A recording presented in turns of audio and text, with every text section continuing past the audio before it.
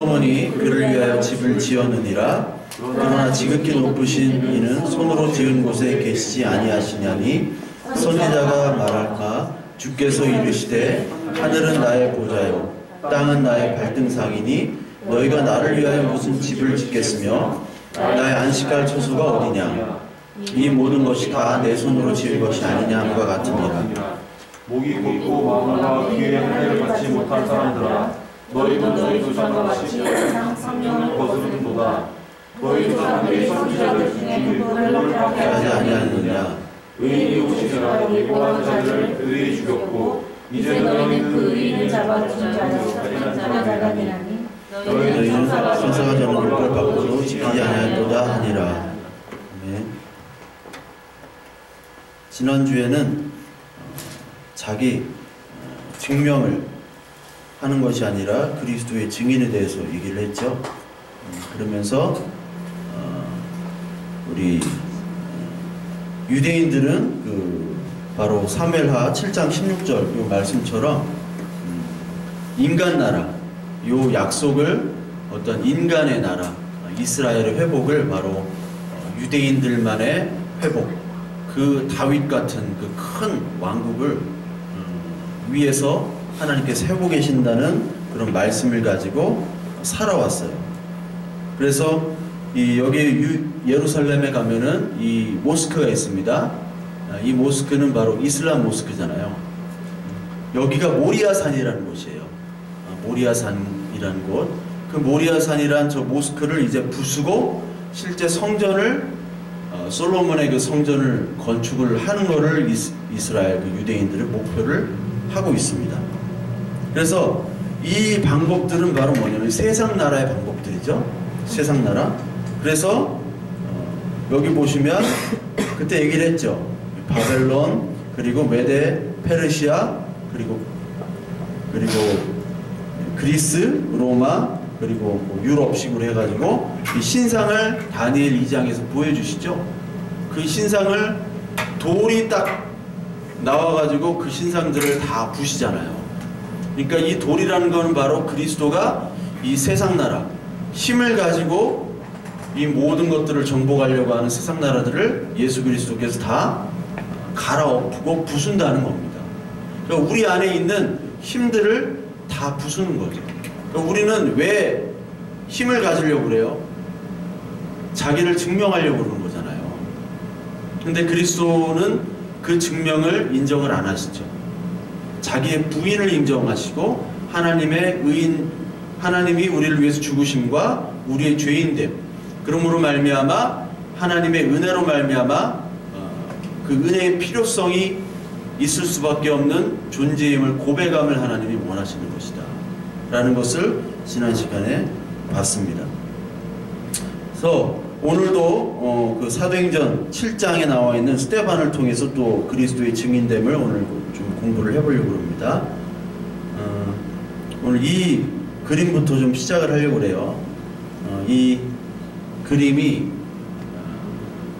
피카소가 그린 거죠. 100년 전에 그린 그림입니다. 바르셀로나 그 아비뇽이라는 그 거리에 있는 여자들을 나타냈어요. 여기 그림을 보시면요, 좀 이상합니다. 그림 같지가 않죠. 그런데 이거를 큐비즘이라고 그래요. 큐비즘. 피카소의 큐비즘이 피카소의 어떤 대표적인 큐비즘 작가인데, 큐비즘이라는 건 뭐냐면 평면이잖아요. 이 그림이 평면인데 평면에다가 여러 가지 각도에서 보는 것들을 투사하는 겁니다. 즉 여기 보시면 이 여자 같은 경우 코를 한번 보세요. 코가 삐뚤어졌죠? 예, 코가 어디서 본 겁니까? 옆에서 본 겁니다. 그러니까 옆에서 본 관점을 저기다가 갖다 놓은 거예요. 손은 또, 이 여자의 손은 또 이렇게 하고 있죠? 그리고 이 여자도 코가 삐뚤어져 있어요. 그리고 다리, 손, 팔 이런 것들이 사실 다 삐뚤어져 있어요. 이것이 뭐냐면 큐비즘인데, 다른 각도에서 옆에서 본 거, 위에서 본 거, 아래에서 본 거, 그리고 밑에서 본 것들을 평면으로 그거를 다 합친 게 바로 큐비즘입니다. 폴 세잔부터 시작됐는데, 후기 인상파부터 그렇게 한 평면에 나타나는 거예요. 우리 성경도 마찬가지일 수가 있죠. 성경 말씀도 하나의 관점이 아니라 여러 관점, 도덕의 관점, 과학의 관점, 그리고 뭐 자본의 관점으로도 또 성경을 읽을 수가 있어요. 인간 역사의 관점, 어떤 사람은 신화의 관점으로 읽습니다. 거짓말로 다 얘기를 풀이를 하는 거예요. 그런 식으로 여러 관점에서 한 성경을 나타낸다 라고 볼 수 있죠. 그러니까 이런 그림들은 바로 뭐냐면 어떤 보편적인 절대적인 어떤 진리가 없고 여러 관점이 다 안에 들어가 있는 것이죠. 보편 진리는 없어요. 지금 현대 미술이나 현대 문학이나 현대의 모든 사상들, 그것을 바로 우리가 포스트 모던이라고 하잖아요. 절대 진리가 없습니다. 모든 게 진리가 될 수 있어요. 우리도 진리고 저들도 진리고. 그 관점을 나타내는 그림이 바로 피카소의 그림이에요. 그런데 다음 그림 한번 보시면, 그 피카소의 그림 100년 전 그림인데 이거는 600년 전 그림입니다. 정확하게 600년 전에 그렸던 그림이에요.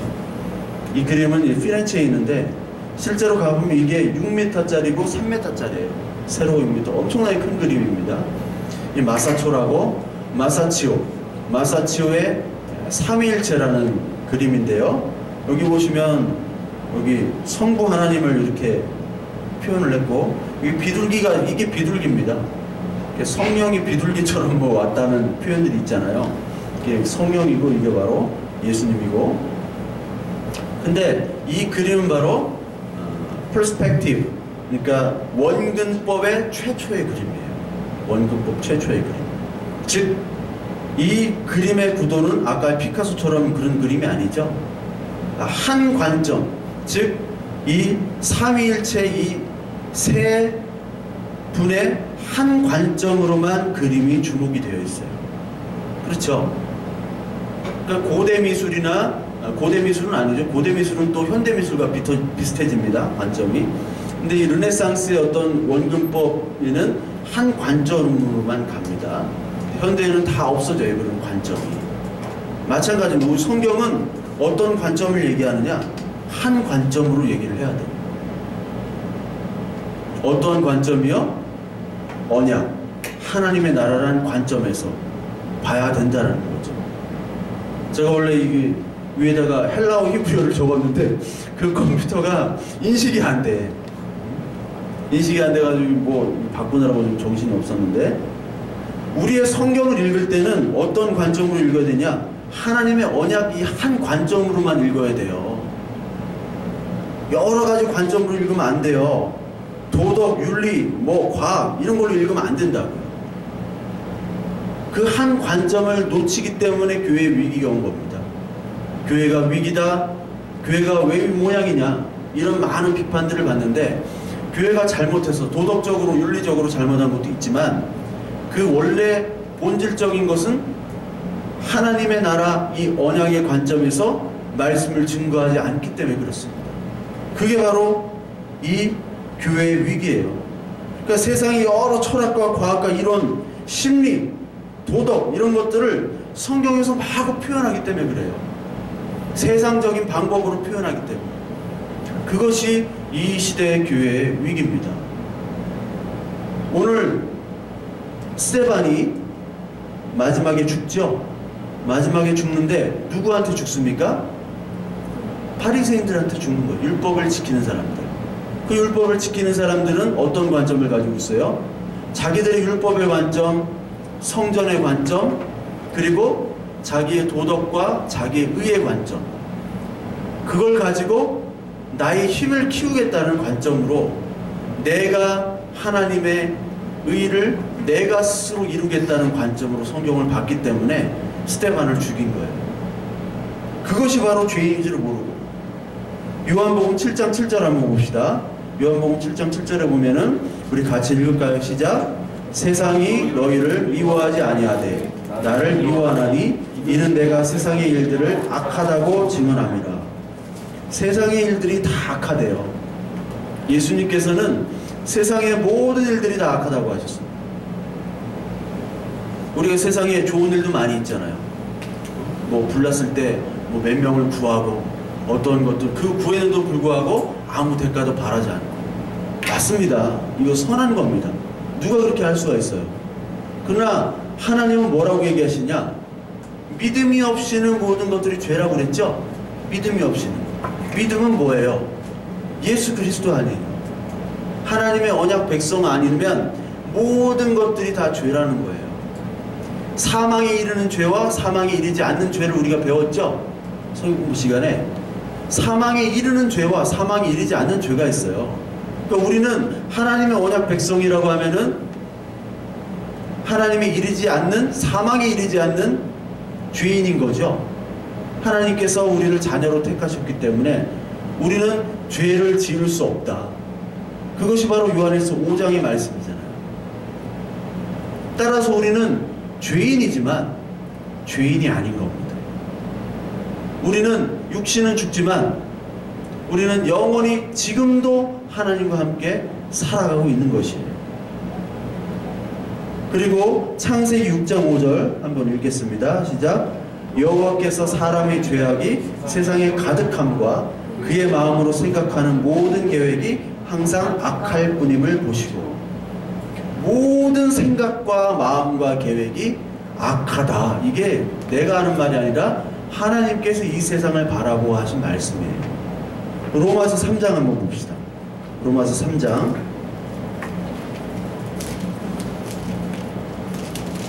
로마서 3장 11절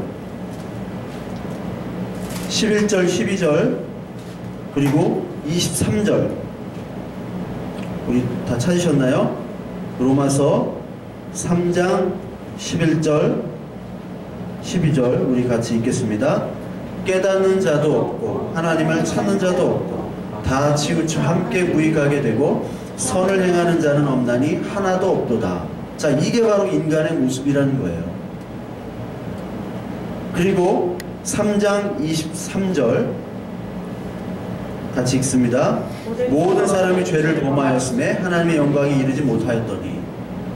우리가 죄를 짓는 것은 죄를 짓기 때문에 죄인이 되는 것이 아니에요. 우리가 죄인이기 때문에 죄를 짓는다고 늘 말씀을 드렸죠. 우리의 존재를 알으라는 거예요. 성경을 읽을 때 하나님의 언약 백성이 되기 위해서는 우리의 존재, 즉 죄인임을 이상 깨달아야 돼요. 그것이 우선입니다. 근데 이 바리새인들은 죄인임을 깨닫지를 못했잖아요. 늘 자기가 의인이라고 생각을 했어요. 모든 것들을 막 잘 지키니까. 그런 사람들을 성경에서는 강한 자, 용사, 부자 이런 표현을 씁니다. 호세아서 12장 8절 우리 여기 한번 봅시다. 같이 읽을게요. 시작. 에브라임이 말하기를 나는 실로 부자라. 내가 재물을 얻었는데 내가 수고한 모든 것 중에서 죄라 할 만한 불의를 찾아낼 자 없으리라 하거니와. 에브라임이 바로 이스라엘을 얘기하는 거예요. 호세아 선지자가 이스라엘의 선지자, 북쪽 이스라엘의 선지자였거든요. 이 이스라엘 사람들이 나는 부자래요. 나한테는 어떠한 죄라 할 만한 불의를 찾을 수가 없대. 이게 말이 됩니까? 말이 안 되는 거예요. 근데 모든 사람들은 이렇게 살아가고 있는 거예요. 특히 율법학자들, 바리새인들, 이들은 교회 전통과 율법과 할례, 성전 이런 것들을 이런 것들도 하나님께서 주셨잖아요. 하나님께서 주신 이런 것들을 잘 지키려고 노력했던 사람들입니다. 그리고 그것들을 잘 지킴으로 말미암아 사람들의 칭찬과 존경과 사랑을 받았어요. 우리가 사람들에게 칭찬과 존경받기가 쉽습니까? 나도 존경 좀 받고 싶은데 존경해주는 사람이 없어. 응? 칭찬받고 싶어 하잖아요. 그런데 이 바리새인들은 칭찬을 받았어요. 칭찬. 이게 바로 부자라는 거예요. 계시록 3장 17절에 라오디게아 교회를 하나님께서 부자라고 그러죠.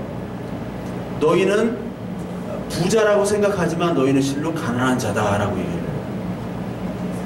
니들이 부자가 아니라 니들은 사실 가난한 자야. 부자로 착각하는 거야. 마찬가지입니다.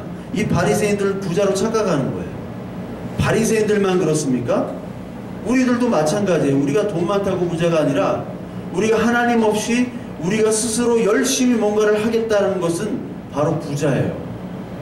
우리가 열심히 왜 합니까? 열심히 공부하고 열심히 돈 벌고 열심히 자기의 칭찬, 사람들의 칭찬을 쌓고. 왜 그래요?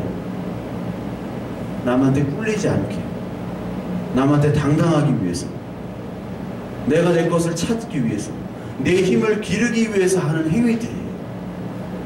그 행위들을 열심히 하는 사람들을 세상은 칭찬합니다. 롤 모델이라고 그러고 영웅이라고 그러고 우리의 지도자라고 합니다. 그렇지만 세상은 그렇게 평가를 하지만 하나님은 그들이 용사예요. 그들이 니므롯입니다. 그들이 블레셋이에요. 그들이 다윗 아닌 골리앗이에요. 그들이 부자라고 얘기하는 거예요. 지금 바리새인들이 지금 부자 행위를 열심히 쌓고 있는 겁니다. 세상은 칭찬을 해요. 사람들은 칭찬을 해요. 그러나 하나님은 칭찬하지 않습니다. 하나님의 성령을 받은 자는 그것들을 보고 비난을 하는 거예요. 누가 비난을 했어요? 예수님이 비난을 하잖아요. 예수님은 율법과 관계없는 분이시죠? 예수님이 오기 전까지는 그 바리새인들인 율법을 지켜야 돼요. 이스라엘이지. 그러나 예수님이 함께 오면, 함께 있으면 법이 필요가 없어요. 그렇잖아요. 신랑과 신부가 함께 있는데 간통죄가 성립이 됩니까? 간음죄가 성립이 되지 않잖아요. 함께 없을 때 간음죄가 성립이 되는 거예요. 율법을 따라서, 율법에 의해서 간음죄가 되지만 그리스도와 우리가 신랑 신부가 돼서 하루 함께 있으면 간음죄가 성립이 되지 않습니다. 예수님이 오셨는데도 불구하고 율법을 행하지 않았어요. 예수님은. 즉 예수님은 안식일 때 사람들을 고치셨죠? 사람들을 막 고쳤습니다. 그러니까 바리새인들이 뭐라고 그래요? 너 바알세불이지. 너 바알세불. 즉 사탄, 마귀의 힘으로 너 그렇게 고치는 거지라고 얘기를 해요. 그 예수님께서는 뭐라고 하십니까? 마태복음 23장 한번 봅시다. 23장. 쉬운 성경으로, 여러분들 하도 어려워해가지고 쉬운 성경으로 제가 해봤습니다. 율법학자들과 바리새파 사람들아, 위선자들아, 너희에게는 화가 있다. 너희는 예언자들의 무덤을 만들고 의인들의 기념비를 꾸민다. 그러면서 우리가 조상의 시대에 살았더라면 예언자들을 피 흘리게 하는 일에 가담하지 않았을 것이다 하고 말하기 때문이다. 이렇게 하여 너희는 예언자들을 죽인 자들의 자손임을 스스로 증언한다. 그러므로 너희는 너희 조상들의 분량을 마저 채워라.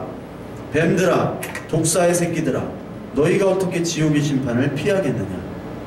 그러므로 내가 예언자들과 지혜 있는 자들과 율법학자들을 너희에게 보낸다. 너희는 그 가운데서 더러는 죽이고 더러는 십자가에 못 박고 더러는 회당에서 채찍질하고 이 동네 저 동네로 뒤쫓으며 박해할 것이다. 예수님께서 뭐라고 그래요?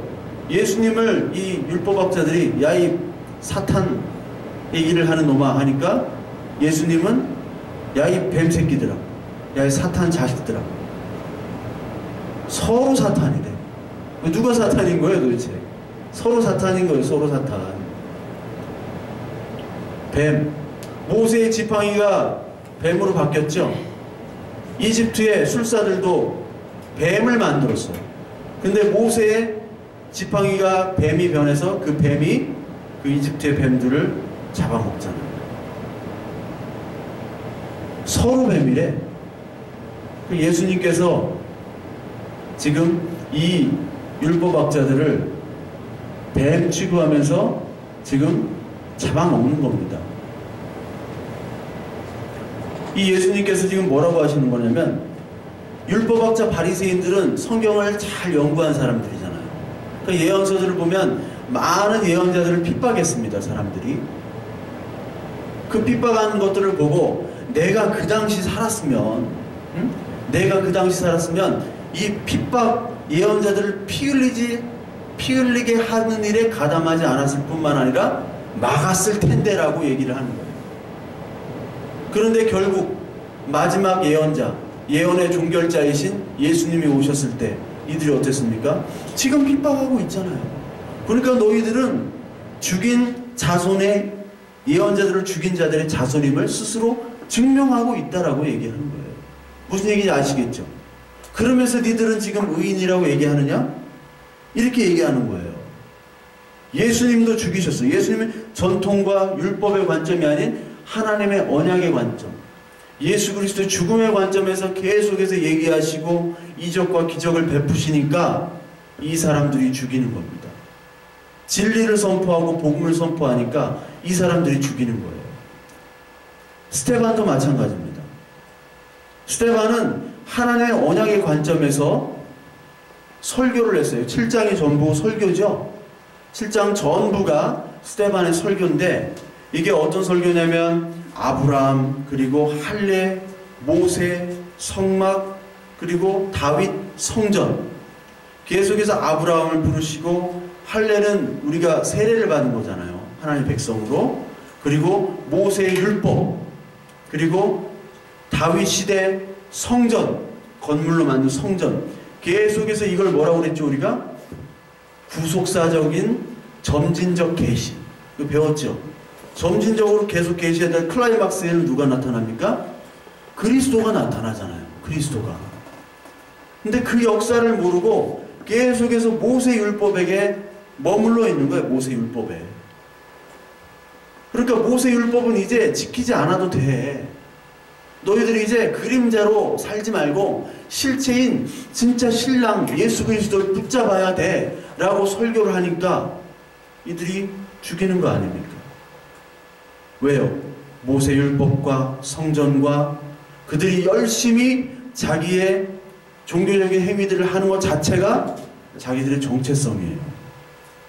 만약에 여러분들이 열심히 새벽 기도하고 헌금해요.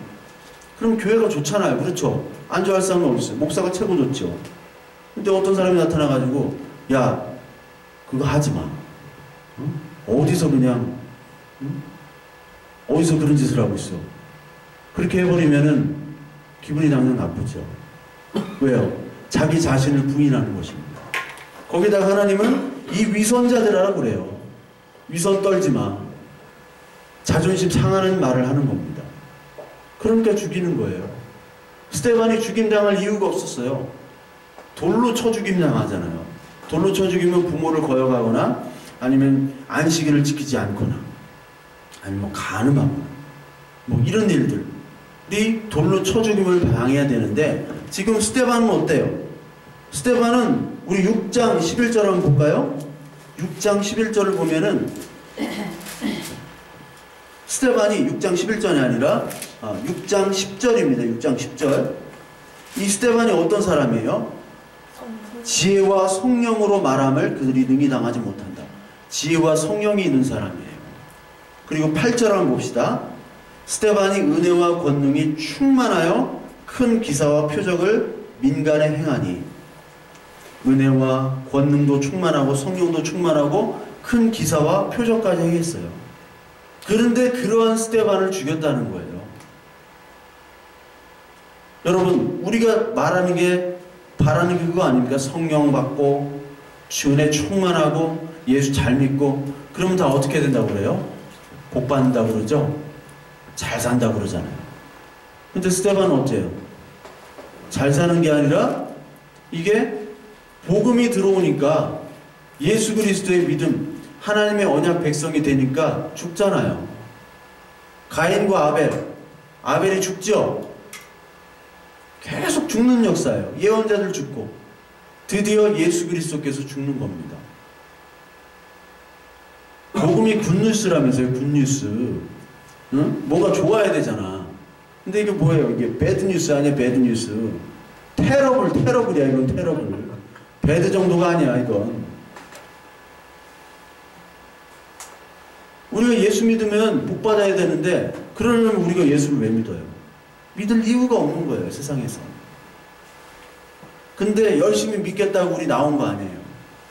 열심히 하나님 언약에 따르겠다고. 이 스데반을 보면은 여기 원래 헬라어가 기록이 되어야 되는데 인식이 안 됐어. 응? 헬라어.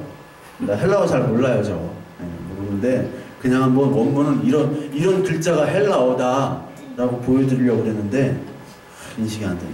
자, 왜 스데반이 죽임을 당했냐? 우리 13절, 14절, 그리고 11절 이렇게 보면은, 자, 스데반이 왜 이렇게 죽임을 당했느냐? 왜 고발을 당했냐면 11절을 한번 봅시다. 이 사람이 모세와 하나님을 모독하는 말을 하는 것을 우리가 들었다. 모독했대요. 모세와 하나님을 모독했대. 왜요? 율법에 대해서, 율법에 그리고 성전의 무용성에 대해서 얘기를 했으니까. 율법과 성전이 없어지면 바리새인들이 필요 있어요? 없어요? 없어요. 제사장도 필요 없고. 그렇다면 먹고 살 수 있어요? 먹고 살 수 없어요? 먹고 살 수가 없는 거예요. 생존의 문제예요. 그러니까 이런 놈들은 죽여야 되는 거예요. 스데반 같은 놈들은. 바리새인들이 볼 때는. 자, 13절. 거짓 증인들을 세우니 이르되 이 사람들이 거룩한 곳과 율법을 거슬러 말하기를 마지 아니하는도다. 자, 거슬러 말했대요. 율법을 거슬러 말하고, 거룩한 곳은 뭐죠? 성전이 되겠죠. 건물이 되겠죠. 그리고 14절 보니까 나사렛 예수가 이곳을 헐고 또 모세가 우리에게 전해준 규례를 고치겠다 하면 우리가 들었다. 여기 보면은요, against this holy place and against the law. against holy place와 law를 당연히 얘기했죠. 그리고 여기 성경에 보면은 헬라어로 봐야 되는데 이게 안 나와가지고 destroy가 나오죠. destroy this place and change customs most handed down to us. destroy가 나오는 거예요. 파괴를 한대요. 파괴를. 여기 밑에 보면 destroy this place and alter the customs which Moses handed down to us. 자, 이 alter는 바로 제단입니다. 제단과 그 모세가 우리에게 전해준 전통을 다 destroy, 파괴한다는 거예요. 이 destroy를 썼어요. 영어에서는.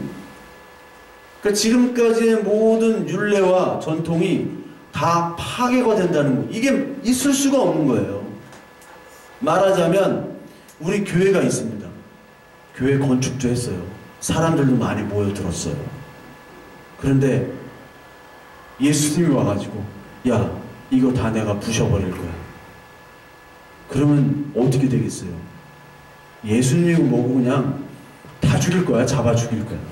안 그래요? 내가 돈 낸 게 있고 내가 봉사한 게 있고 내 교제권이 있는데 여기를 없애겠대요. 그 지금의 우상은 뭐냐면 교회입니다. 교회 건물이 우상이 되고 교회 조직 모임이 우상이 되어버렸어요.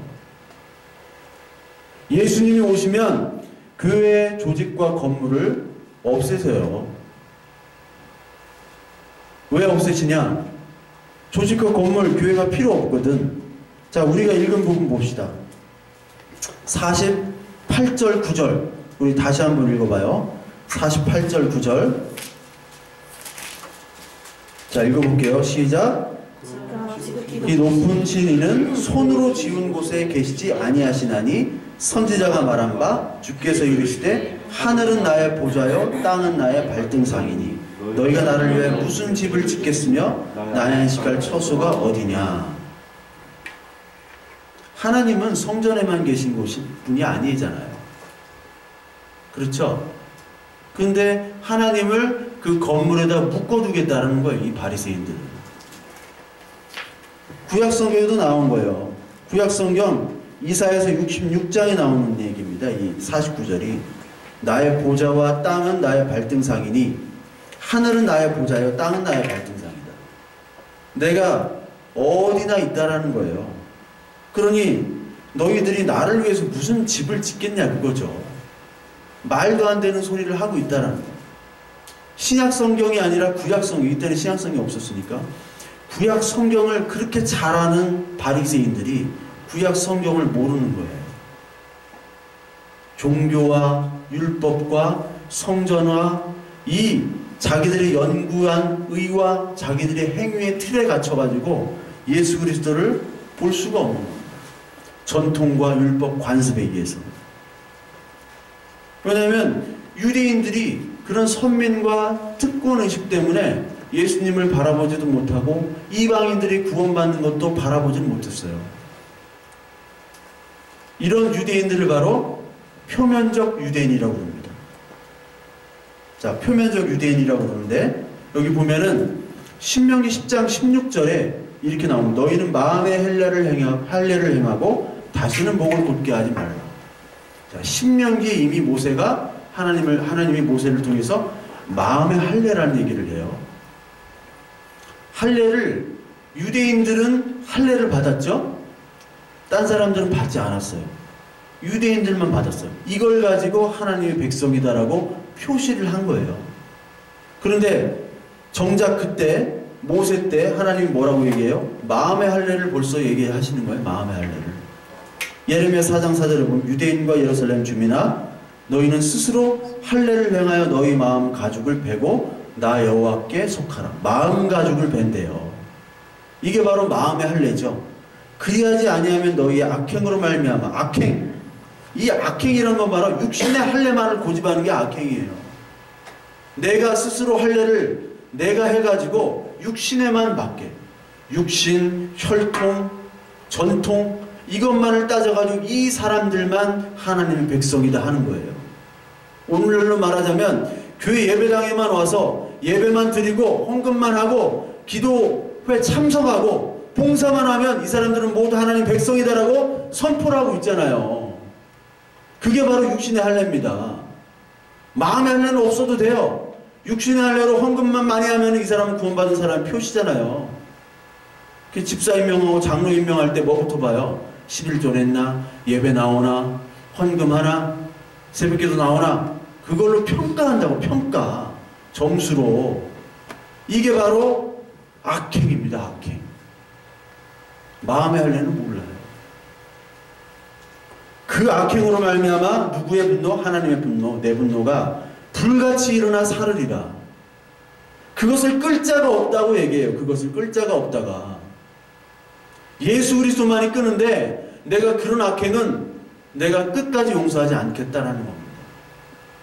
그러니까 여러분들 바리새인들이 얼마나 위대하고 얼마나 의로운 자라고 칭송받았지만 그 사람을 하나님은 사탄이라고 얘기했고 세상 사람들이 볼 때 몸을 파는 사람, 세리들 그리고 죄인들 수많은 불가촉 천민들은 하나님께서 인정하셨다는 거예요.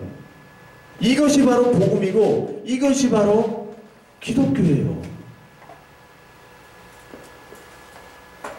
예레미야 31장 31절 34절 이게 굉장히 중요한 말씀이에요. 이게 새 언약이라고 하는데 자, 그 중간 것만 한번 봅시다. 내가 이스라엘 집과 맺을 언약은 이러하니 곧 내가 나의 법을 그들의 속에 두며 속에 두는 거죠. 옛날에 법은 어떻게 됐어요? 돌판에 새겼죠. 그러나 마음에 두며 그들의 마음에 기록하여 나는 그들의 하나님이 되고 그들은 내 백성이 될 것이라. 이게 여호와의 말씀이래요. 마음판에 기록이 되면 어떻게 되느냐?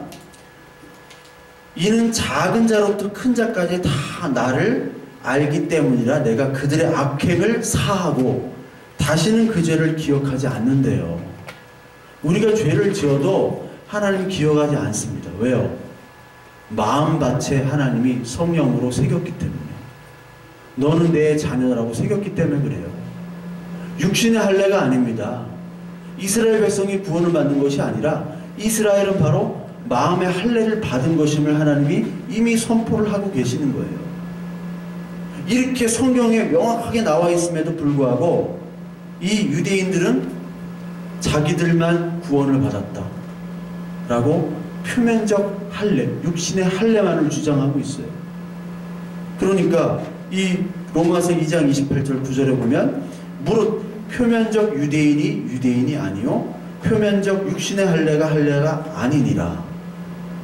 마음으로 유대인인 사람이 마음의 할례를 받은 사람만이 진정한 의미의 유대인입니다. 여러분 지금의 유대인이 사실 유대인이 있어요? 네? 순수혈통 유대인이 있냐고요. 다 섞였지. 무슨 유대인이야. 무슨 그러면서 혈통을 주장해요.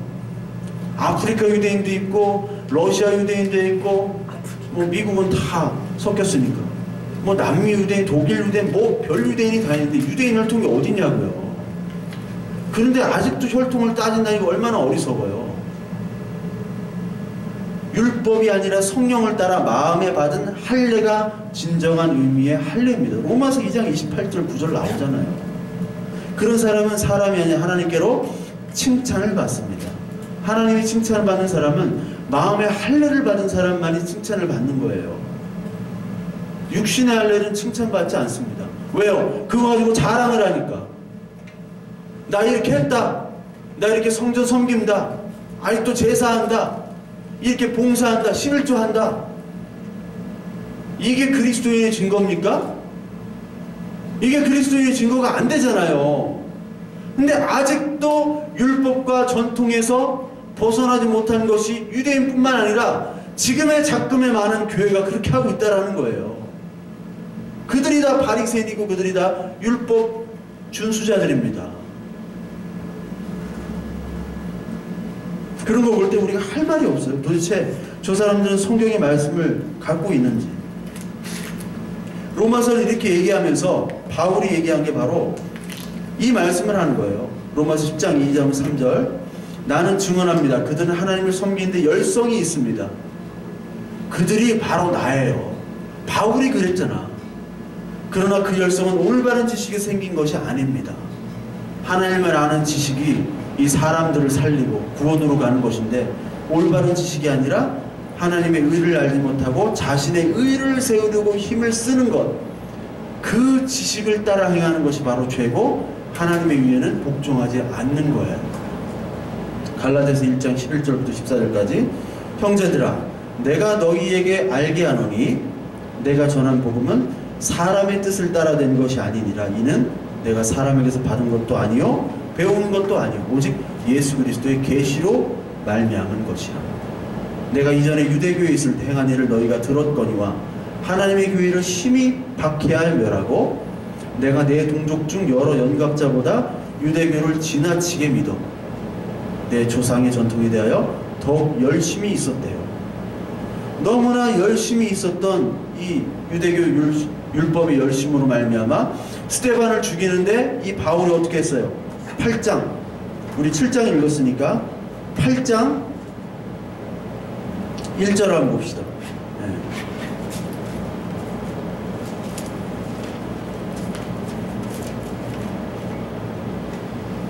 여기 바울이 나오죠? 네.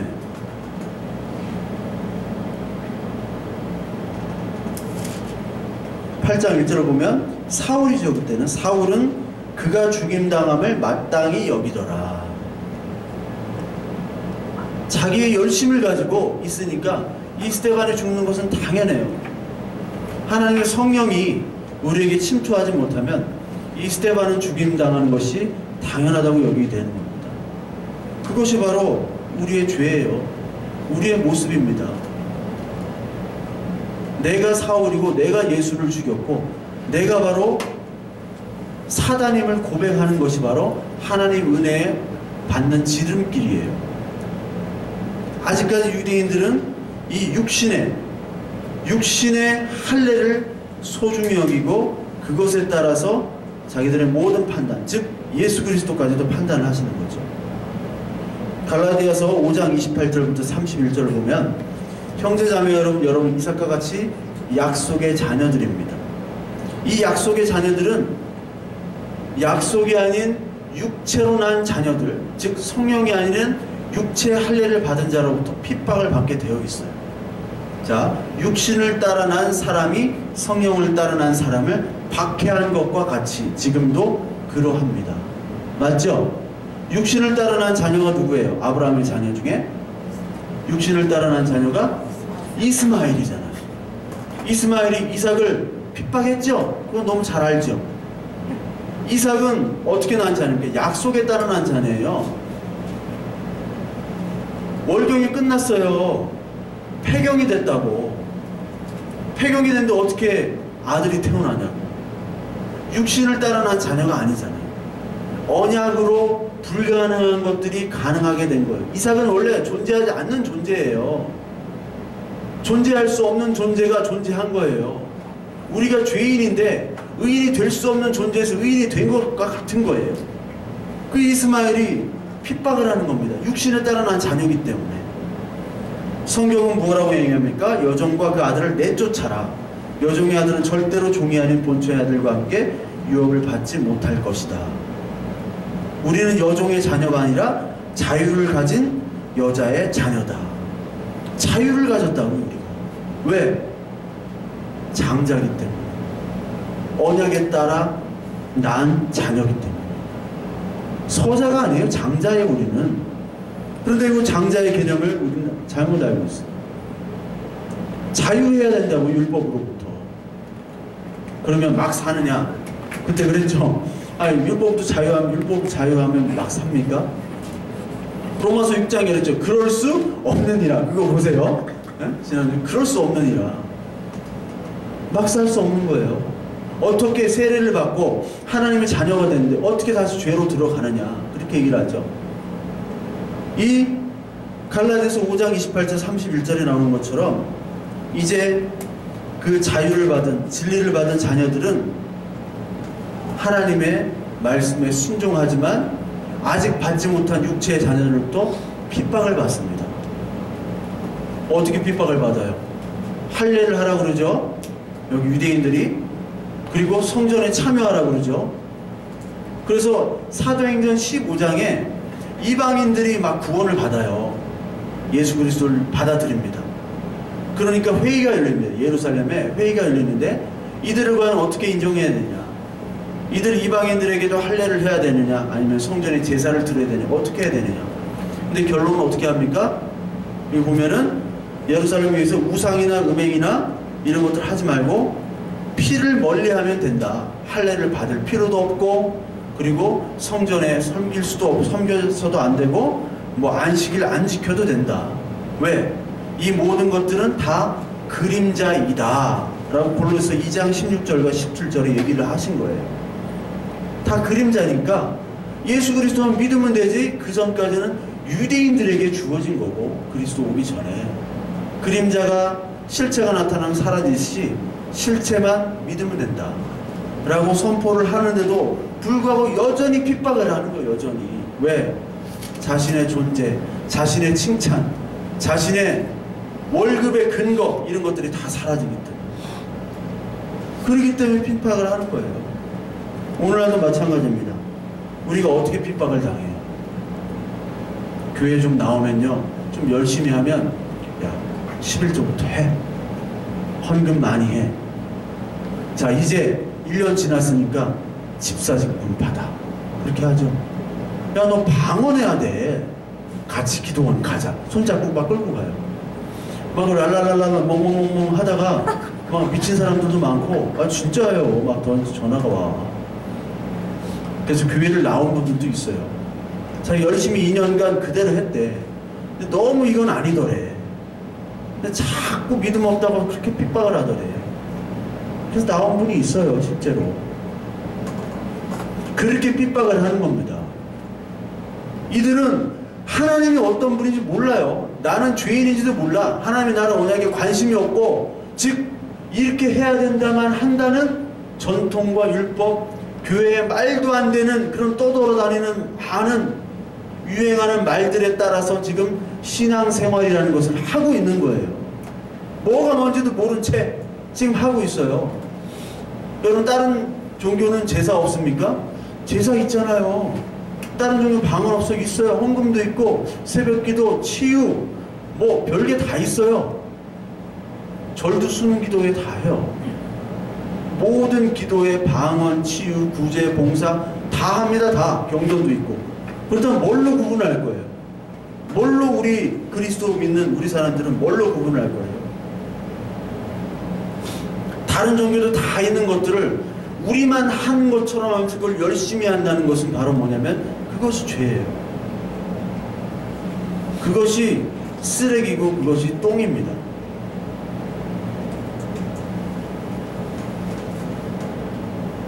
로마서 2장 여기는 봤죠. 그래서 이사야서 64장 6절에 보면 무릇 우리는 다 부정한 자 같아서 우리의 의는 다 더러운 옷 같으며 우리는 다 잎사귀같이 시들므로 우리의 죄악이 바람같이 우리를 몰아가나이다. 우리의 의, 지금까지 쌓은 모든 의들은 다 뭐래요? 더러운 옷이래요. 그러니까 아담과 하와가 그 무화과 나무 잎으로 가렸잖아요. 그 잎이 어떻게 돼요? 시들어지잖아요. 예수 그리스도를 가죽 옷을 입혀주셨잖아요. 그래서 언젠간 다 털리고 언젠간 다 빨가벗겨지고 폭로되는 건데, 그것을 가리고 나는 가렸지, 나는 부끄럽지 않지, 너희들은 부끄럽지 하고 자랑하고 다닌다는 것 자체가 바로 부정한 것이고 더러운 것이고 똥이고 쓰레기라는 거예요. 그 쓰레기를 예수 그리스도를 믿음으로 말미암아 버렸다고 바울이 고백하잖아요. 빌립보서 3장에. 그리스도를 아는 지식, 그리스도를 얻기 위해서 내 모든 자랑하는 것들을 다 배설물, 쓰레기로 여겼다. 근데 그 쓰레기를 자랑하는 인간들이 있다라는 거예요. 우리는 쉽게 말하자면 우리 예수 그리스도를 믿는 사람들은 쓰레기 버리고 똥 싸고 그냥 가는 사람들. 누가 치워요? 그리스도께서 치우는 거예요. 나 못 치워요. 나 치울 수 없어요. 주님이 치워주세요. 그렇게 하는 자예요. 그런데 이 잘났다고 하는 사람들은 내가 치우겠대. 예수 그리스도 필요 없대. 이게 바로 복음이에요. 알겠지? 모르는데 응? 봐봐, 모르는데 이렇게 강압을 하면 이렇게 안 끄덕여도 돼. 알았지? 모르는 거 뭐 아는데 뭘 알겠어 여기. 예나상격밖에 없지. 그런 쓰레기들을 버려야 되나? 아니 그런 생각들. 응? 자, 우리 고린도후서 4장을 한번 봅시다. 4장 3절부터 5절. 예나가 쓰레기라는 거야. 알지? 자, 같이 읽습니다. 우리 한번 읽어봐요. 여기. 우리의 복음이 가리었으면 망하는 자들에게 가려진 것이라. 그 중에 이 세상의 신이 믿지 않는 자들의 마음을 혼미하게 하여 그리스도 영광의 복음의 광채가 비치지 못하게 하느니 그리스도는 하나님의 형상이니라. 우리는 우리를 전파하는 것이 아니라 오직 그리스도 예수의 주되신 것과 또 예수를 위하여 우리가 너희 종된 것을 전파합니다. 자, 우리가 전파하는 것이 뭐예요? 예수 그리스도를 전파하는 것이죠. 그러니까 우리 전도할 때는 어떻게 해야 돼? 그리스도만 나타내야 되죠. 그러니까 전도도 내가 잘 돼야지 전도가 된다, 이런 생각 버리세요. 아니 그런 생각 하죠. 아, 내가 좀 잘 돼야지 말이 먹히지. 안 그래요? 아, 우리 교회 한번 와보세요. 주차장이 넓어요. 천석 동시 주차. 연회장이 있어요. 아, 우리 교회 게임장도 있고 오락실도 있고. 우리 목사님 너무 잘생겼어. 우리 전도지마다 목사들 사진을 그렇게 실어놔. 아니면 캐리커처럼 막 해놓고. 어떻게 이렇게 잘생기게 다 이렇게 뽀샵을 해가지고. 아니 그리스도를 증거해야지. 왜 교회를 증거하냐고요. 자랑할 게 뭐 있다고. 그리스도를 증거하세요. 나의 지위와 내 가진 것 유무와 상관없이 그리스도를 증거하면 되는 겁니다. 그리스도를 증거하지 않고 세상의 신은 마음을 혼미케 해가지고 복음을 흐리게 만들어요. 그리스도가 아니라 다른 여러 가지 파편적인 것들을 갖다가 붙여요. 마치 피카소 그림처럼. 우리는 누구를 또 자랑합니까? 여기 고린도서 1장 26절 28절. 자, 우리 같이 한번 읽습니다. 형제들아, 너희를 부르심을 보라. 육체를 따라 지혜로운 자가 많지 아니하며 능한 자가 많지 아니하며 문벌 좋은 자가 많지 아니하도다. 그러나 하나님께서 세상에 미련한 것들을 택하사 지혜 있는 자들을 부끄럽게 하시려고 세상에 약한 것들을 택하사 강한 것들을 부끄럽게 하려 하시며 하나님께서 세상에 천한 것들과 멸시하는 것들과 없는 것들을 택하사 있는 것들을 폐하시려 하시나니 이는 아무 육체도 하나님 앞에서 자랑하지 못하게 하려 하시니라. 너희는 하나님으로부터 나서 그리스도 예수 안에 있고 예수는 하나님으로부터 나와서 우리에게 지혜와 의로움과 거룩함과 구원함이 되셨으니 비록 자랑하는 자는 주 안에서 자랑하라 함과 같게 하려 합니다. 난 이거 읽을 때마다 뭐 세상에 천한 것들 멸시받는 거 없는 것들 있는 것들을 왜 이렇게 있는 것들 없는 것들을 하는지 모르겠어요. 원어는 좀 다르겠죠.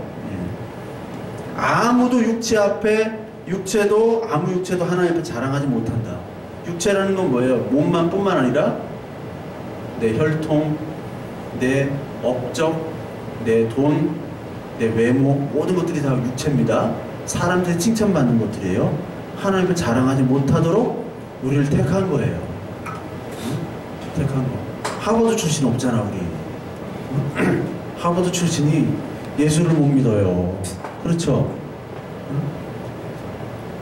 마이클 저커버그인가 주커버그인가 페이스북 돈이 얼마나 많아. 하버드 나왔어. 예수를 어떻게 믿겠냐고요. 자기 힘으로 모든 것들을 다 할 수 있는데. 자, 맨 마지막에 자랑하는 자는 주 안에서 자랑하라. 이 말이 뭐냐면 자랑하지 말라는 얘기예요. 자랑할 거 없으니까. 응? 자랑할 거 없으니까 주 안에서 자랑하는 주만 자랑하라는 거지. 주 안에서 뭐 또 자랑거리를 뭐 또 찾는다는 이렇게 얘기하면 안 돼요. 교회 안에서 자랑거리를 찾는데 교회 안에 자랑거리가 어디 있어요? 교회 안에 다 자기의 드러내려고 하는 건데 쌓으려고. 돈이 없으면 칭찬이라도 받으려고 열심히 봉사하고 새벽기도 안 빠지는 게 그런 사람들도 많아요. 그러니까 허리가 다 끊어지고 다리가 부서져도 새벽기도를 다리 끌고 기어서 가는 거야. 칭찬받으려고. 예? 저 사람 참 믿음 있다. 칭찬받으려고. 그게 바로 자기 자랑입니다. 그거 하지 말라는 거예요. 그러니까 우리는 이 율법과 이 종교적 틀, 죄의 종뿐만 아니라 이런 틀에서부터 벗어나라는 얘기입니다. 벗어나야 돼요. 우리는 죄의 종, 율법의 종, 종교의 종이 아니라 그리스도 안에서 자랑하고 그리스도의 종이 되면 됩니다. 그것만 되면 돼요. 신명기 15장 16절 17절 한번 보세요. 종이 만일 너와 내 집을 사랑함으로 너와 동거하기를 좋게 여겨 내게 향하여 내가 주인을 떠나지 아니하겠노라 하거든 송곳을 가져다가 그의 귀를 문에 대고 뚫어라. 그리하면 그가 영구히 내 종이 되리라. 내 여종에게도 그같이 할지니라. 이 말이 뭐냐면 종은요 이스라엘 법에 우리 같은 이스라엘 민족인데 같이 생활을 하다가 보면은 빚을 질 수 있잖아요. 그렇죠? 근데 빚을 져도 빚을 지면은 이제 몸을 팔아야 돼요. 종으로. 근데 히브리 같은 동족일 경우에는 자기가 종을 살이를 하지만 7년째 되는 안식년이 될 때는 그 종으로부터 해방을 시켜주는 겁니다. 이 안식년 해방은 바로 예수 그리스도를 사실 상징하는 거예요. 해방이 되는 거예요. 노예로부터 해방이 되는 거잖아요. 그런데 노예로부터 해방이 될 때 그 주인이 그 종을 위해서 아내를 이렇게 똑같은 종, 아내를 이렇게 결혼시켜요. 그러면 그 자녀도 낳고 아내랑 같이 가족을 꾸릴 거 아니에요. 그런데 7년이 되는 째는 어떻게 되냐면 이런 경우에는 7년이 되는 사람만 나가게 됩니다. 즉 남편이 7년째 되면 남편만 종이 돼서 종이 아니라 자유인으로 나가는 거고 그 자식과 부인은 종이 그대로 있어야 돼요. 그러면 7년째 선택을 하는 거죠. 가정을 버리고 자유를 하느냐 아니면 가정과 함께 내가 종이 되느냐. 그래서 7년째 되는데 종이 되고 싶으면 귀를 뚫으라 그러는 겁니다. 귀를 뚫어라. 종이 되고 싶다라는 것은 바로 가정을 지키겠다는 거죠. 이 신랑과 신부의 만남, 신랑과 신부의 만남으로 다시 자녀가 생기고 이게 계속 이스라엘이 이어지는 겁니다. 교회가. 근데 이 자녀가 생긴다는 것 바로 사랑이죠. 그리고 사랑을 통해서 종이 되는 겁니다. 사랑하지 않으면 종으로 귀를 뚫을 필요가 없어요. 기쁨으로 사랑으로 종되라는 뜻이 바로 신명기 15장에 나온 종 개념이에요. 기쁨으로 그리스도와 연합을 얘기하는 겁니다. 그러니까 우리의 종은 뭐냐? 죄의 종으로부터 벗어난 자유함과 동시에 그 자유는 누구의 종으로 가는 거예요? 그리스도의 종이 되는 거예요. 그거를 상징하고 있습니다. 우리는 누구의 종이 돼야 돼요? 목사의 종이 아니라 그리스도의 종이 돼야 돼요. 교회의 종이 돼서는 안 됩니다. 교회 전통의 종이 돼서는 안 돼요. 자유하세요. 거기에 자유하셔야 돼요. 즉 하나님만 바라보고 그리스도의 종만 되면 되는 거예요. 말씀을 알아야 돼. 그러면 언약을 알아야 돼요. 그럼 우리가 자유할 수 있다고요. 우리에게 자유를 주시기 위해서 예수 그리스도가 죽으셨다는 거예요. 어떻게? 종으로. 자, 빌립보서 2장 5절 같이 읽습니다. 너희 안에 이 마음을 품으라. 곧 그리스도 예수의 마음이니 그는 근본 하나님의 본체시나 하나님과 동등됨을 취할 것으로 여기지 아니하시고 오히려 자기를 비워 종의 형체를 가지사 사람들과 같이 되셨고 사람의 모양으로 나타나사 자기를 낮추시고 죽기까지 복종하셨으니 곧 십자가에 죽으심이라. 그리스도께서 종이 되셨어요. 누구를 위해서? 우리를 사랑함으로. 사랑의 종이 스스로 되신 거예요. 하나님에도 불구하고. 이거를 여러분들 마음속에 믿으십니까? 이게 느껴지셔야 돼요. 그것이 바로 성령 받은 자고 하나님의 자녀고 기쁨으로 그래야지. 그것이 느껴져야 기쁨으로 봉사를 할 수 있고 기쁨으로 헌금도 할 수 있고요. 기쁨으로 살 수가 있는 겁니다. 갈라디아서 5장 13절 그러므로 말미암아 형제들아 너희가 자유를 위하여 부르심을 입었으나 그러나 그 자유로 육체의 기회를 삼지 말고 오직 사랑으로 서로 종로를 타라. 그럼 막 살면 됩니까? 막 살지 말란 얘기죠. 육체의 기회를 삼지 말란 얘기죠. 네. 오직 사랑으로 주의 종이 되고 서로의 종이 되라. 이것이 바로 그리스도인의 증거입니다. 아시겠죠? 이제 여러분들 교회 전통으로부터 다 자유하셔서 오신 분들 아니에요.